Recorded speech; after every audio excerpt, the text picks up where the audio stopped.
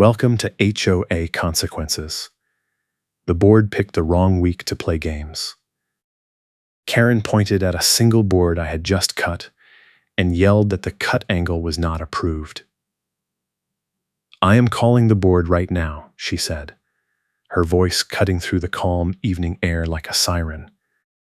I was standing in my own side yard in Salt Lake City, Utah, holding a saw and a 2x4, and Vanessa White, the Lakeshore Landing Property Owners Association neighborhood watch liaison, was already on her phone, punching buttons like she was dialing the police. The fence contractor was scheduled to start the next morning, and I had spent the last 2 weeks making sure every permit, every measurement, every screw was compliant. But none of that mattered to Vanessa, because she had decided this fence was her personal battlefield. She lowered the phone and turned back to me. "I decide what counts as compliant, not you," she said, her voice dripping with authority she did not actually have. That line became her mantra over the next few weeks, and every time she said it, I bit my tongue a little harder. I work as a rideshare driver, and my car is everything. If the HOA escalated this into a towing situation or a lien, I would lose my ability to earn. The stakes were not abstract.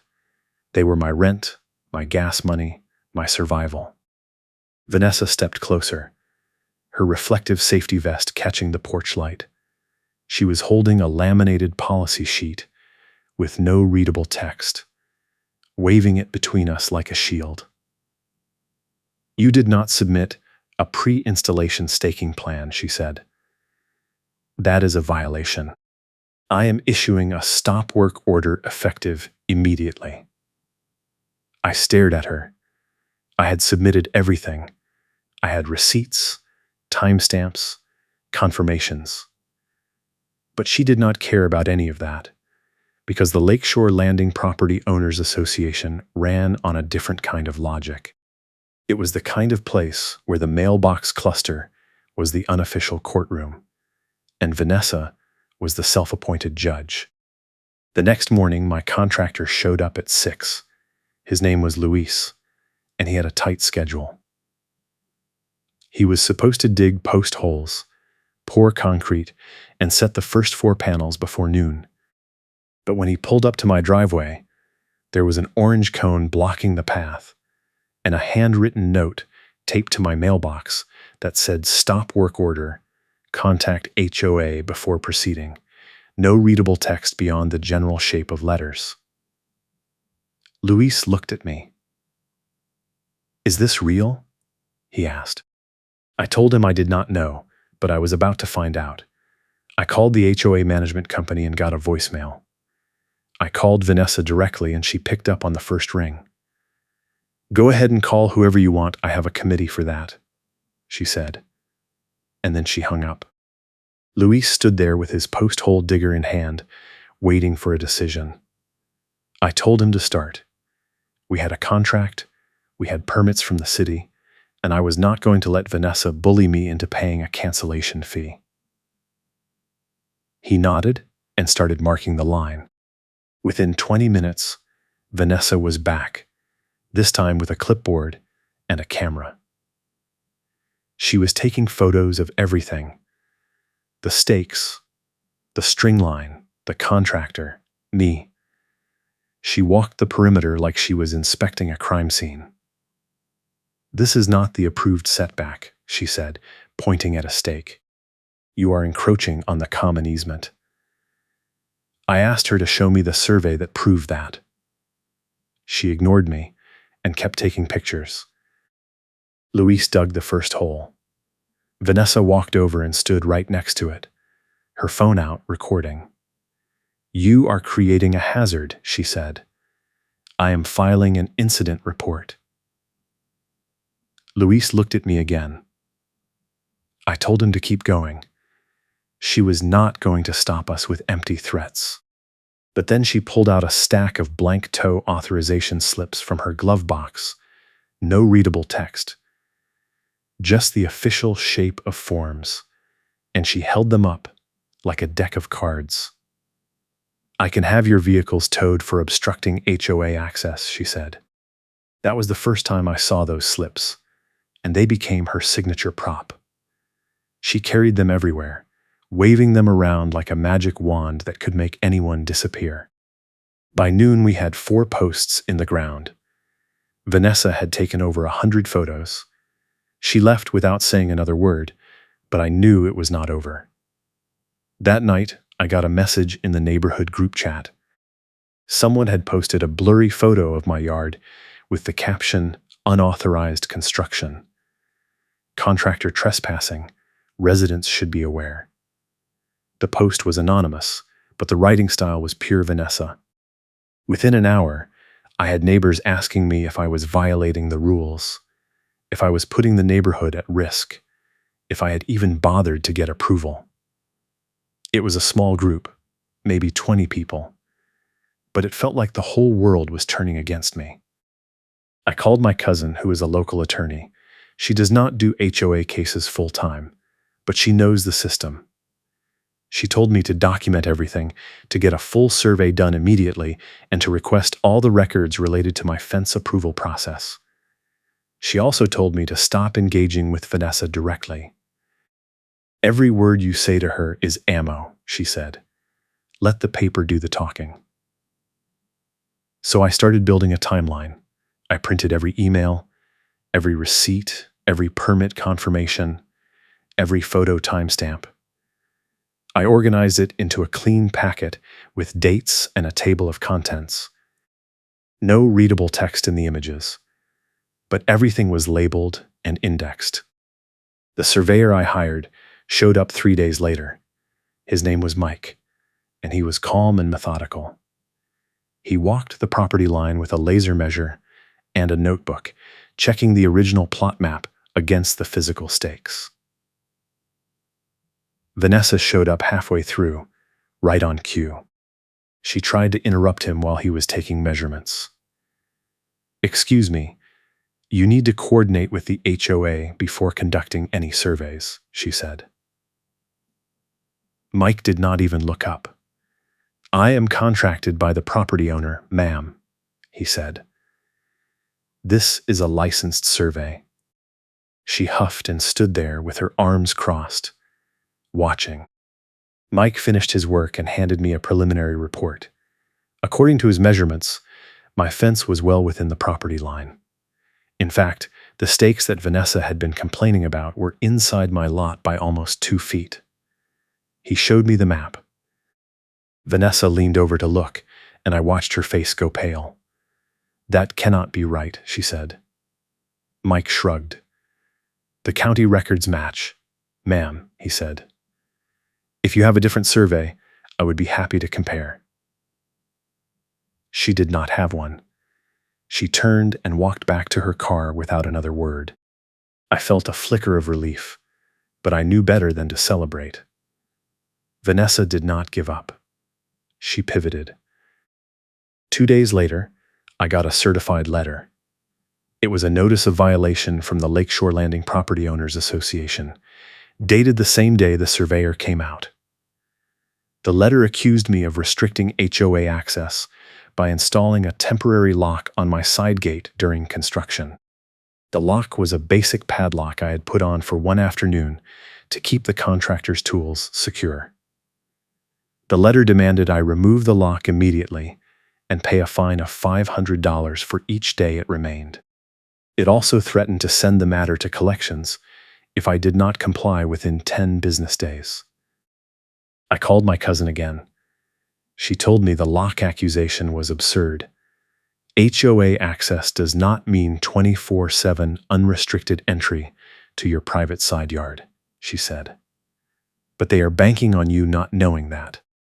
She advised me to file a formal records request for all communications related to enforcement actions against my property, and to include a demand for the meeting minutes where the stop work order and the fines were approved. She also told me to check if the board had followed quorum rules. A lot of these small HOAs skip that, she said. If they did not have a quorum, the whole thing is void. I submitted the records request the next day. The management company took the full 10 business days to respond, and when they did, the packet was incomplete.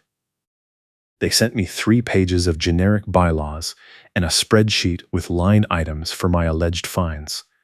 No readable text, but no meeting minutes, no email chains, no documentation of who voted on what. My cousin looked at it and smiled. "This is gold," she said. "They either did not document it, or they are hiding it. Either way, you have leverage." If you are enjoying this HOA nightmare, hit that like button and subscribe for more stories where the rules get flipped on the people who abuse them. While I was waiting for the records, Vanessa escalated again.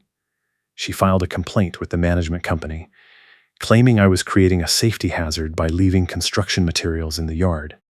The complaint included photos of a single 2x4 leaning against my fence and a bag of concrete mix sitting on a tarp. She also claimed the contractor had been verbally abusive to her. Luis had never said a word to her beyond hello.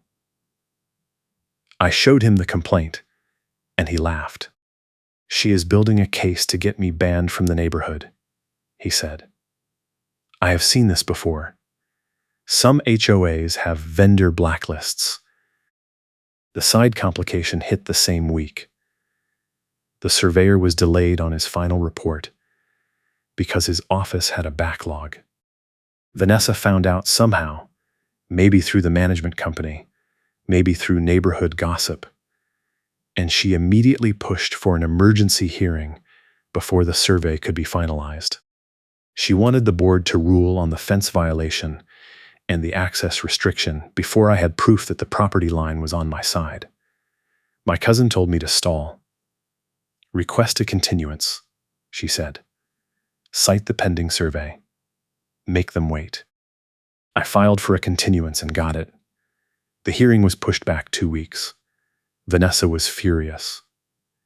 She started showing up at my property every other day, sometimes just standing on the sidewalk staring, sometimes taking more photos, sometimes checking the gate lock. One afternoon, I caught her on camera pulling up one of the survey stakes and tossing it aside like trash. She looked right at the camera, realized what she had done, and then walked away fast. I watched the footage 3 times. It was perfect. Clear face, clear action, clear intent. I sent the footage to my cousin. She told me to hold on to it and not share it yet. "You are going to need that at the hearing," she said. "Do not give them a chance to spin it first." In the meantime, I kept building my evidence packet. I added the timeline, the surveyor's preliminary notes, the photos of the intact stakes before Vanessa touched them, the certified letter, the incomplete records response, and a log of every time Vanessa had showed up at my property. I also added screenshots of the neighborhood group chat post.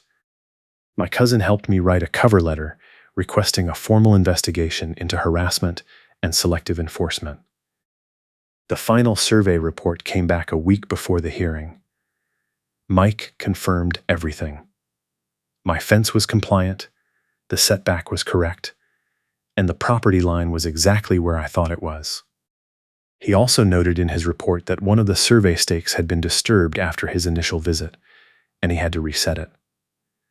I asked him if he could attend the hearing as a witness. He said yes. The hearing was scheduled for a Tuesday morning at 10. The location was not the usual HOA meeting room. It was a courthouse hallway right before a scheduled mediation session with the management company. Vanessa had pushed for a formal proceeding, and the board had agreed, probably because they thought it would intimidate me. My cousin came with me. Mike the surveyor came with me. Luis the contractor took the morning off to come with me. Vanessa showed up alone with her clipboard and her stack of blank toe slips. We sat on benches in the hallway waiting for the mediator. Vanessa kept glancing at me, then at my cousin, then at Mike. She knew something was wrong. The board president arrived, a man in his 60s who looked like he wanted to be anywhere else. He sat down next to Vanessa, and they whispered for a minute. Then the mediator called us in. The mediator was a retired judge who did HOA disputes part-time. She asked Vanessa to present her case first. Vanessa stood up and launched into a 10-minute speech about how I had violated multiple rules, ignored the stop work order, created safety hazards, restricted HOA access, and hired an unlicensed contractor. Every single claim was false, but she said it all with total confidence. She waved her laminated policy sheet. She showed her photos. She read from her clipboard. "I decide what counts as compliant, not you," she said again, looking right at me. The mediator took notes and did not react. Then it was my turn. My cousin stood up and handed the mediator a copy of my evidence packet. She walked through the timeline, the permits, the survey, the incomplete records response, and the harassment log. Then she played the video of Vanessa pulling up the survey stake. The room went silent. The board president's face went red. Vanessa opened her mouth and closed it twice without saying anything. The mediator watched the video twice, then looked at Vanessa. "Did you remove this survey marker?" she asked. Vanessa stammered. "It was not marked correctly," she said. "It was in the wrong place." The mediator did not blink. "That is not what I asked," she said. My cousin then dropped the trump card. I watched her pile on threats. "Because that is exactly what I needed her to do," I said, speaking for the first time. I let her escalate. I let her file complaints. I let her send letters. And then I pulled my own records. I handed the mediator a printed log showing gate access codes for the past 6 months. The log came from the HOA's own system, obtained through a formal request to the management company. It showed that my access code had been manually disabled 3 separate times, always within 24 hours of a fence-related complaint from Vanessa. The mediator looked at the log, then at the board president. "Did the board authorize disabling his gate access?" she asked. The board president looked at Vanessa. Vanessa looked at the floor. "I use it to trigger an internal audit, and the board panics in real time." The mediator called a recess. My cousin and I stepped into the hallway. She was smiling. "They are done," she said. "That access log is proof of retaliation. They are going to settle, or they are going to lose in court." We waited 20 minutes. When we came back in, the board president was standing.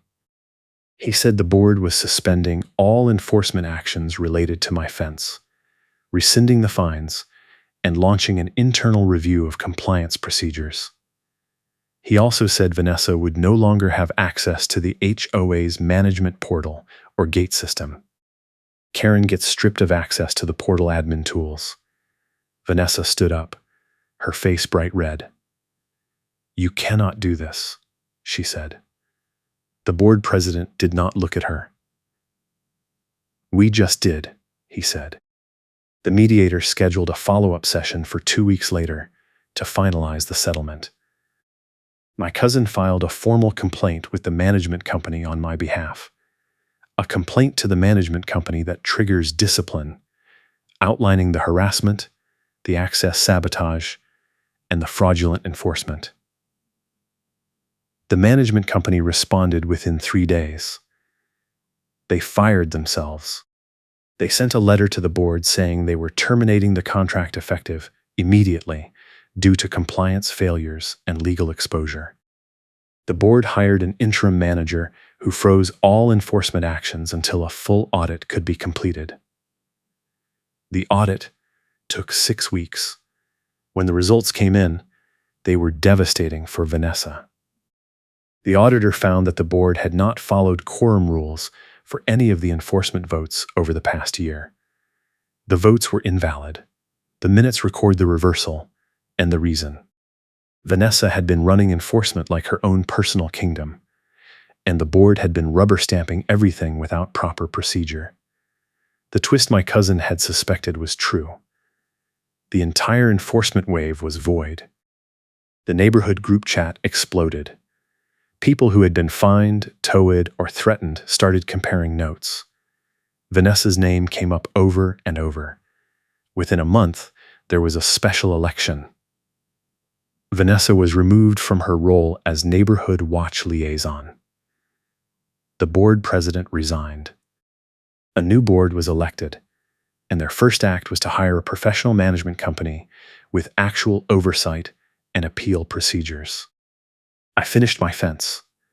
Luis came back and installed the rest of the panels in 2 days.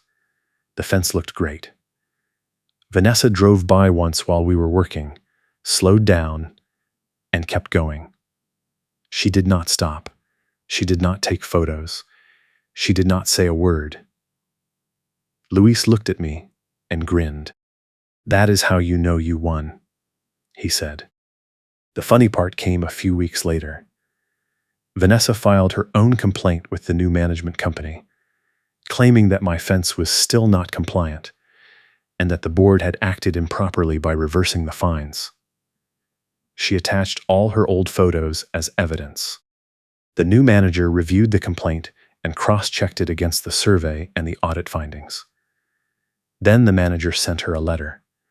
The letter cited the survey, the video of her pulling the stake, and the access log showing the sabotage. It concluded that her complaint was frivolous and that any further complaints would be considered harassment subject to discipline. Karen's own clip proves the opposite of her claim. She never filed another complaint.